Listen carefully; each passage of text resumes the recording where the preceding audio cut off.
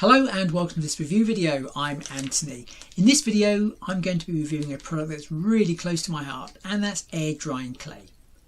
For those of you who follow me, you'll know that I absolutely adore professional grade clay from Play-Doh, which is called Hearty Soft. Now Hearty Soft has been around for many years, but do you know what? It's not the easiest product to actually get your hands on. So whilst I was out shopping the other day, I came across this product which is called Air Clay from Play-Doh.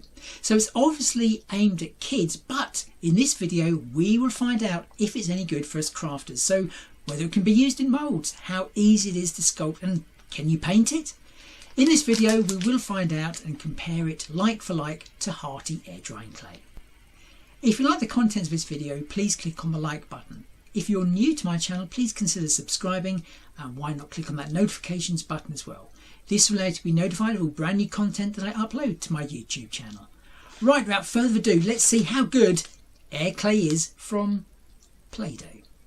So before I even open the packet of the air clay from Play-Doh, I can tell the packaging is really well thought out.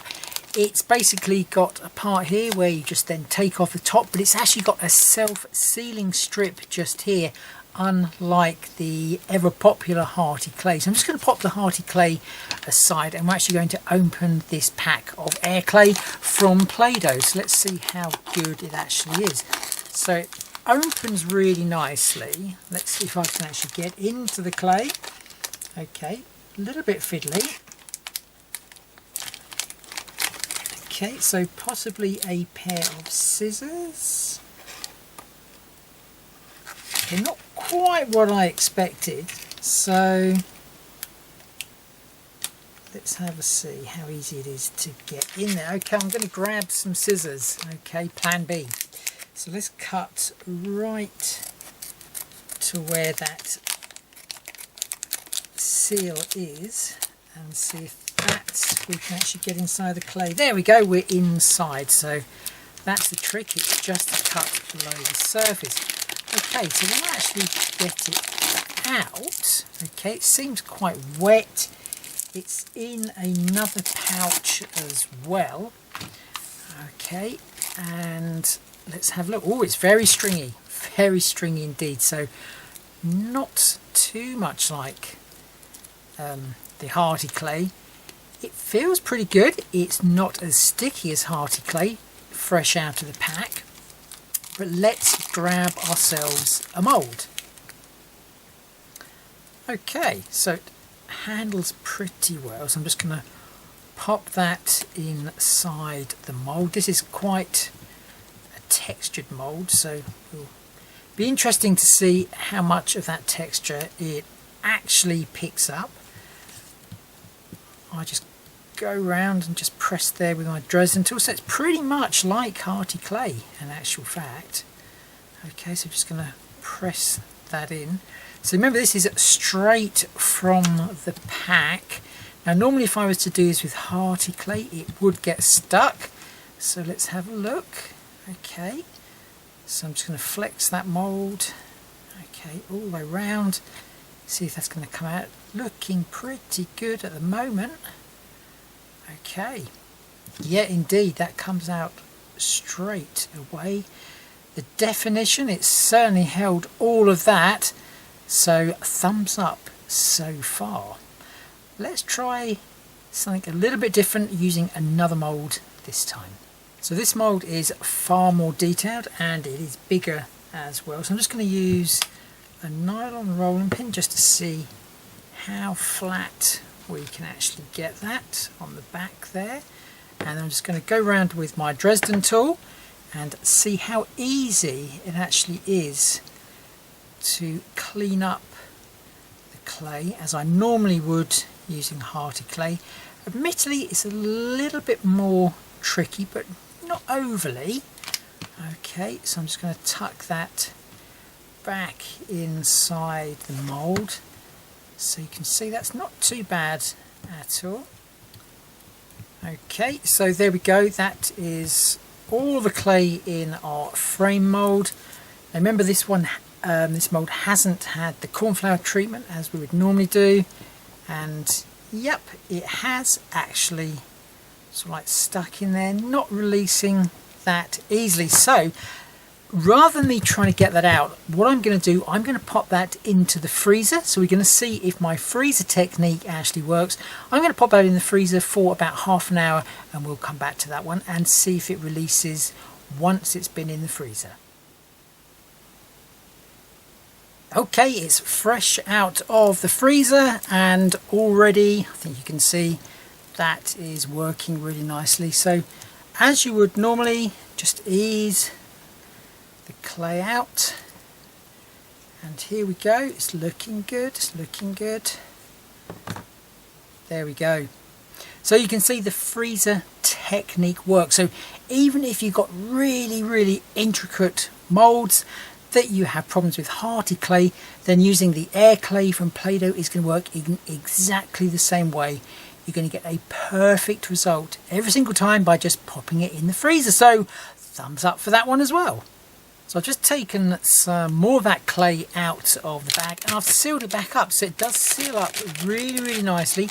What I recommend is put a baby wipe in there, and that will extend the shelf life of this product once you've actually opened it. Okay, so I'm just going to pop that aside. So I've taken out some clay here, and I'm going to see if I can actually colour it. So I'm going to use my Distress Oxide, okay, and I'm just going to go directly onto the pad with the clay. Okay, and let's just mix that up and see. Yep, that works perfectly as well. Okay, so we've now got a pink clay, which is a very light pink. Okay, I'm just going to add a little bit more colour. Okay, and that does really mix the colour nicely and evenly throughout the clay. So just go straight into the pad, you can see there, and we're just going to knead that in just to make that clay a little bit of a darker pink.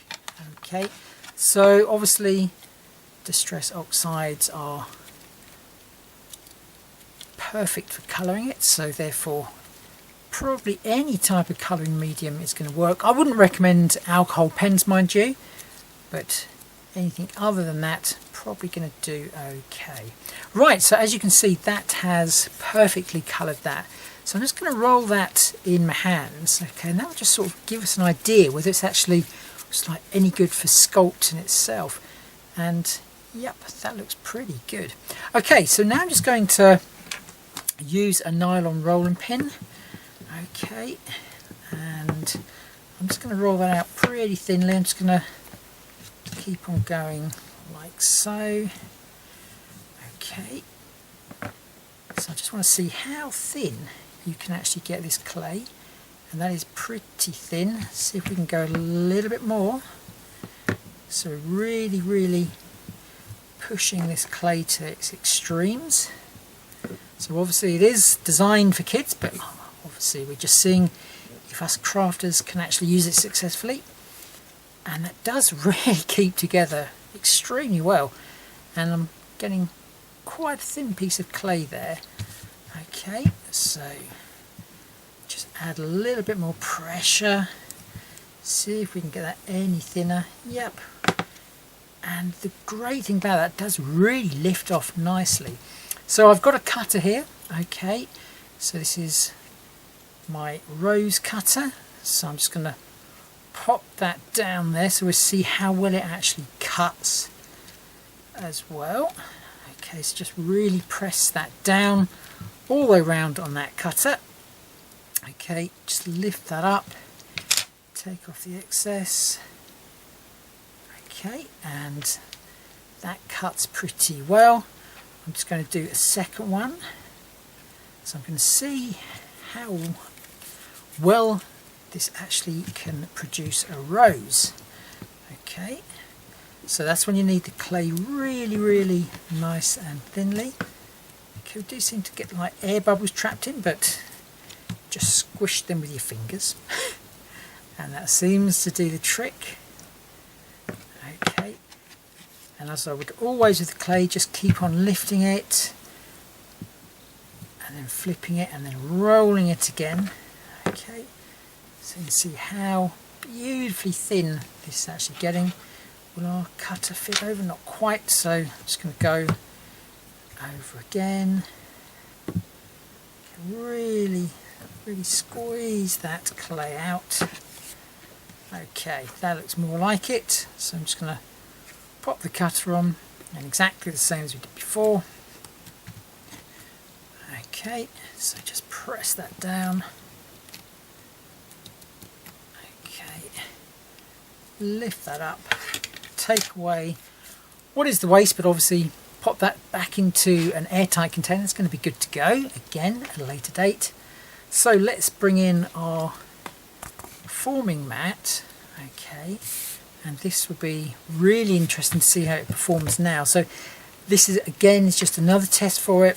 Normally when I'd be using hearty clay, I'd be basically just rolling that out. Okay, so I'm just going to roll from the centre of each petal there, just to see how easy that is to go. I'm going to lift it up as I normally would. Okay, and you can see that has definitely just really thinned out that clay. In actual fact, I'd possibly say it's as good as hearty clay. So I'm just going to go round there. So leave me to do this. I'll come back and we'll see how good our rose is actually going to be. Right, so I'm just going to quickly, and already I can tell this is a lot softer to use than hearty clay. As you can see, it's not taking much at all to really press that. So I'm just going to use another one of my sculpting tools here, and we're just going to see if we can start separating those leaves or those petals. Okay, they're probably a little bit more difficult than hearty clay. They're actually like sticking together.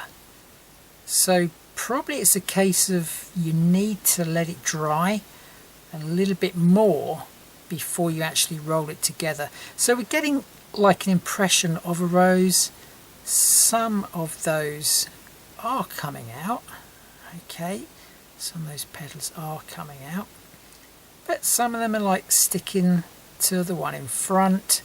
So it's sort of like it's 50-50. I'm going to give that another go, and we're going to basically let those petals dry out just a little bit more before we try to roll them, just to see if it's going to work in that instance. So leave me to that and we'll see if that type of a method actually works. Okay, so I've left these for an hour instead of just half an hour, as I said, because they were still a little bit tacky. So basically the way I tested it was basically just put two of the petals, one on top of each other, and you can see there they don't stick. So we are good to go. So just in the same way, we're just going to fold those over. So this bit down here is still quite wet and sticky, and just make sure those petals there, they're definitely not sticking together, which is good.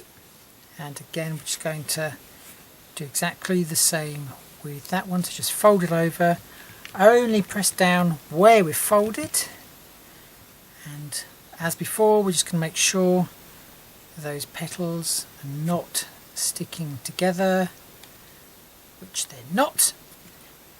And then we're just going to start to roll that round. So just to get that started, then we're going to flip it on its side. So that's that side there. So just going to go round it just a little bit.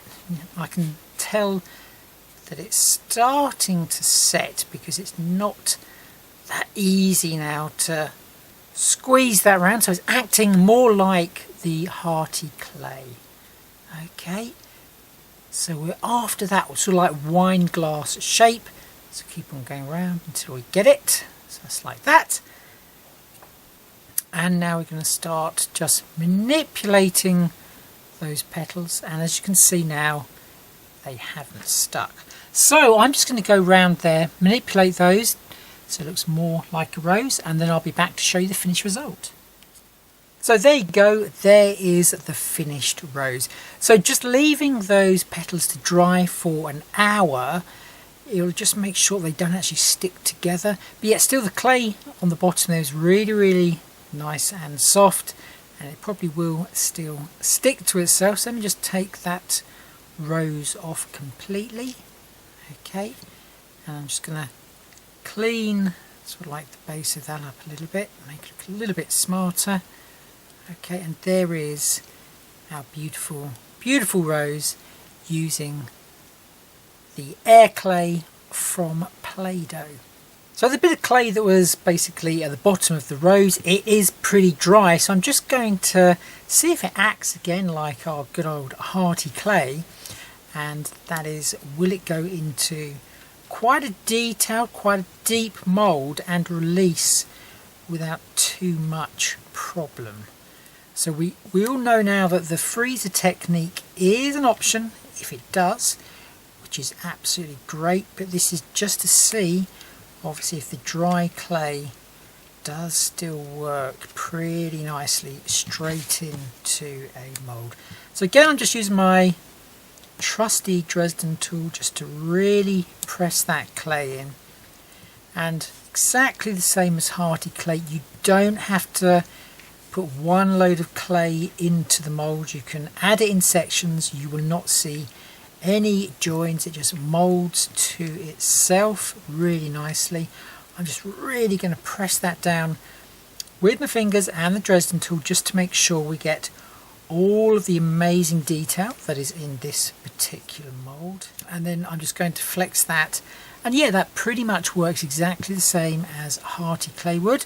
So just bend that back and then just ease that out, and again you can see quite easily the amazing detail that is on that keyhole mould there. So I'm going to let that one fully dry, and obviously I'm just going to then bring it back. So obviously we're going to leave it 24 hours to dry, or overnight, and then we'll see how much shrinkage we actually get when we bring it back to the mould. So as you can see, that's exactly the same size of the mould, but come tomorrow when we then bring it back, I'm expecting the same sort of shrinkage as you would expect from hearty clay. So what I've done now is I've mixed up some more of the clay. This time I've added a black ink. So that is this one here, which is also an oxide colour. So it's the black soot, and I've just mixed that in with the white to produce this light grey. And basically this experiment here is just going to be how well it actually maintains the shape that you've actually sculpted in. So as we all know with hearty clay, once you've actually cast something from a mould, you can then further pose it by letting it dry over something. So that's what this little experiment is, and I just want to see how well it actually retains its shape after it's dried. But obviously we won't know that because it's going to take at least like 24 hours to dry. Don't force dry it because it would do exactly the same as with hearty clay. It would bubble up and make a real mess. So just be patient, leave this one overnight, and then come back to it, and hopefully it will have maintained its shape really nicely. Okay, we're going to try a bit of freehand sculpting, see how the clay holds up. So we're going to just create a little pumpkin. Okay, so we've got the orange, got some brown. Again, I used Distress Oxide ink to actually colour that. So let's just get the pumpkin base as such, with the main part of the pumpkin. Okay, that creates a beautiful ball. No seams at all. So I'm just going to squash that down a little bit. Okay, I'm just going to grab some sculpting tools. I'm just going to see if we can like score into our pumpkin. Okay, so I'm just going to go in there. It's going to take a little bit of time. Okay, we're going to go back up to there. So let's have a look. Yep, that's going pretty well. Okay, we're going to pull that this way. We're going to go there. Okay, so again, just leave me to this bit for a little while whilst I do this. So, okay, let's add the stalk. So I'm just going to roll that in my fingers on the bench here. Let's see if we can just chop a bit off it. Just making that stalk shape. Okay, sort of like that. Okay, now we're just going to use another of our sculpting tools. We're going to create a hole in the middle. Okay, fairly deep down. Okay, and then we're just going to pop our stalk actually in there. There we go. And then we're just going to slightly bend it round just so it's like that. So we're going to leave that to dry as well, and we're going to come back and we're going to see if we can then paint that, and we'll see how well varnish actually takes to the clay as well. So I just had a small amount of the clay left, the pink clay, so I've just turned it like a grey using the black soot oxide. I'm just going to make one more cast, because none of us actually like to waste the clay. So I'm just going to pop that into there. Oh, that just fits perfectly. Okay, again, I haven't used any corn flour in my mould because I've realised that exactly the same as the hearty clay, the longer you leave it outside of the pack, the drier it gets and the easier it actually gets to work with. So exactly the same principle. So if you use hearty clay already, the air clay from Play-Doh seems to work pretty much the same. Okay, so again, just press that one down. Just make sure you tuck it from the top edge of the mould. Give it a quick flex. And there we go again. The amazing detail. So I'm going to leave that overnight again. And then I'll add some gilding wax or some metallic paints just to make it look a little bit more like metal. And again, it's just another test for the clay to see how it responds. Will it be the same as hearty or will it not? We will wait and see until tomorrow. So I've left everything 24 hours, and the first thing we're going to look at is the rose. As you can see, it's worked perfectly. So as long as you make sure that you basically leave it after you've done all of the initial cutting for at least an hour before you then fold it and create the rose, then that's going to work just fine. I'm going to be using the same colour Distress Oxide as I used to colour the original clay.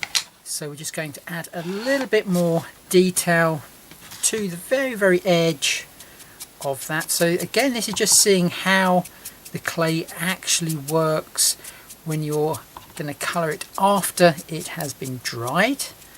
Okay, so that's holding up really well, so that's working brilliantly. Okay, so let's just keep on going around there. Obviously you can just colour that to your heart's content. You obviously could go for a different colour, but like I say, this is just to prove how good or how bad the Play-Doh clay actually is. And as you can see, I'm not being very delicate about this at all, and that clay is, I mean, it is really holding up well to the hammering that I'm giving it just to add some of that extra colour to the petals around.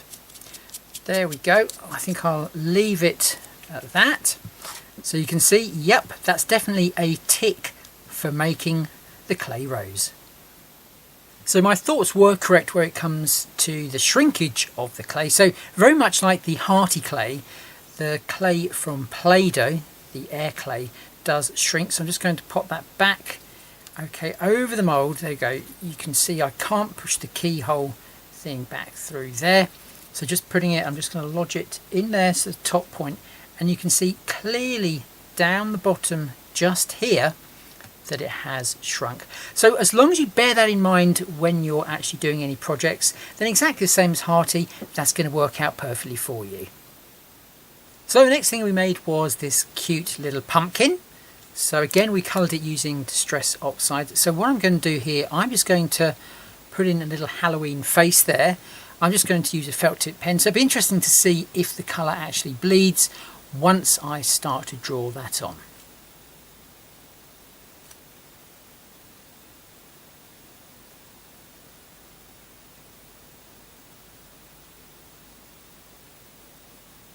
So as you can see, there's no bleeding of the ink there at all. So that works really, really nicely.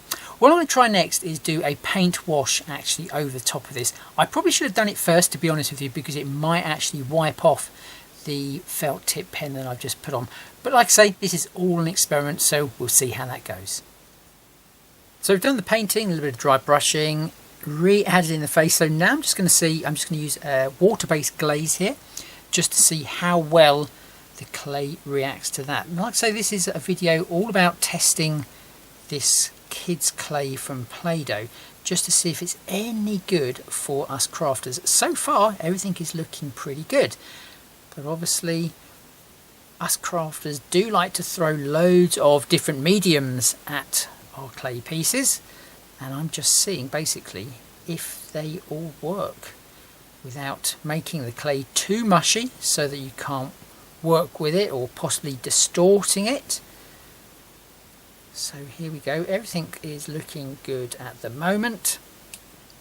So again, just going over that with some water-based glaze. Well, the glaze certainly works nicely on there. You can see our little pumpkin now is looking all shiny. So that's another tick or thumbs up for the air clay from Play-Doh.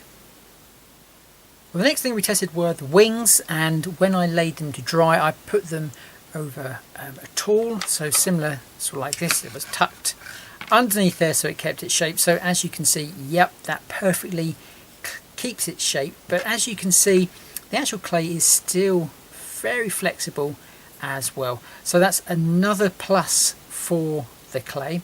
So we're just going to add a little bit of gilding wax just to see if we can bring out, and you can see the detail there anyway, but we're just going to go over that to bring out the detail just to see if that works amazingly on this clay as well. So I'm just going to be using some gilding wax. I'm going to be using Pentart gilding wax for this, but obviously there are lots of other waxes on the market. So literally I'm just going to apply that very lightly on top of there just to see if we can bring out the detail. And as you can see, that really shows that the clay has picked up all of that detail that was in the mould absolutely brilliantly. Okay, so I'm just going to carry on doing the rest of this wing, and then I'll show you both of them together. So there you can see both wings and all the amazing detail that was on that mould brought to life by using a little bit of gilding wax. So again, as I said before, the clay retains all of the detail in the mould, so it really is a great clay. So the very last thing I'm going to do is really put this to the extreme. So we're going to add lots of water, lots of paint. So if you've ever watched my verdigris video, how to make something look like it's really old and has like verdigris on, then please go and have a look at that. But it is quite a long process, but it does give you an insight into how wet or how many times we actually apply like water to the said piece. So there we go, and then literally we then spray it with water or dab it, and you just keep on building up that process to make it look as though it's got that like verdigris finish. I'm going to do this one, I'm not going to bore you with that process at all. If you're interested in that video, please go and have a look at my YouTube channel on that video. So that's the verdigris video. But like I say, there's lots of different instances where you're adding water, that you're taking away, you're adding another medium. So really that process is just I'm just going to repeat it onto this little piece here, and we're going to see if the piece of clay actually holds up to that. So there you go, the verdigris little piece that I've just worked on, following the instructions that are on my YouTube channel. So if you did go and watch that or plan to watch it, you'll see how many times we actually add either water or paint to the clay. So normally the clay would get pretty mushy, but it's held up pretty much well. There you go, you can see the back there as well. So it's still very much intact. So we've thrown a lot at it, a lot of moisture, a lot of paint, and it's withstood all of that. So it's another thumbs up for that technique or process to colour the clay as well. Well, that just about wraps it up for this video, and I think you'll all agree that Air Clay from Play-Doh definitely is a clay for crafters. The clay that I've used in this video is the white clay, but it does come in 6 colours in total. So you get the white, black, green, red, blue and yellow. And just like Hearty clay, all of those colours are intermixable, so you can make a third colour with it. Right, well, I think that really does finish the video now. I hope you've enjoyed it, and if you have done, please consider clicking on that like button. And if you're new to my channel and you've liked what you've seen, please consider subscribing. And whilst you're there, why not click on that notifications button as well? This will allow you to be notified of all brand new content that I upload to my YouTube channel. Right, well, that really is it. Thank you so much for watching. Take care, and I'll hope to see you again real soon. Until then, happy crafting.